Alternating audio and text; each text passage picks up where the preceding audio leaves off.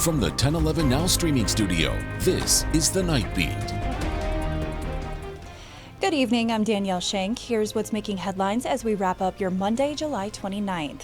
The ACLU of Nebraska is suing Secretary of State Bob Evnen, challenging his order that stops felons from registering to vote. Evnen's decision, supported by Attorney General Mike Hilgers, argues that only the Board of Pardons can restore voting rights, not voter registration laws like LB 20, which allows felons to vote after completing their sentence. The ACLU is asking the Nebraska Supreme Court to compel Evnen to comply with the voter registration law.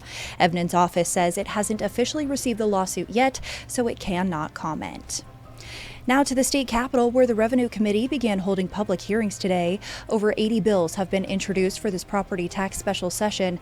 A couple to note: LB 7 would increase the income tax bracket for high-income earners, LB 9 would lower levy caps for school districts, and LB 11 would change the cigarette tax and provide for distribution of tax proceeds. Also, two proposed bills address recreational marijuana. One removes cannabis products from being labeled as controlled substances and eliminates possession penalties while adding a higher sales tax. The other proposes similar changes but with stricter regulations on surplus control and product flow. In other news, many area families are facing major changes to their birth plans after CHI Health announced that babies will no longer be delivered at their Lincoln Birth Center. The hospital system says starting September 1st, deliveries will transition to midwife-assisted hospital births due to an increase in high-risk pregnancies. They say women will still have access to water births, private rooms, and low-intervention options at the hospital.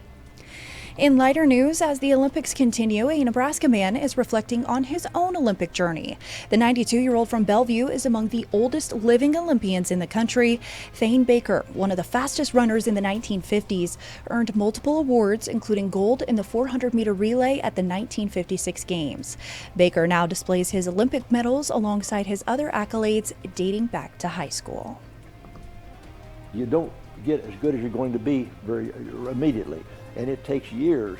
In other words, high school was nothing, college was better, the Olympics was better.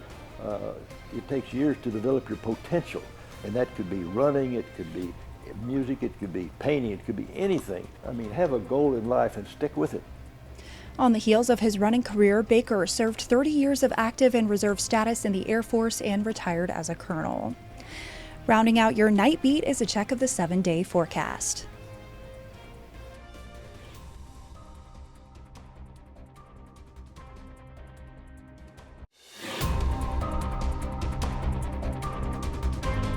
You've been listening to The Night Beat.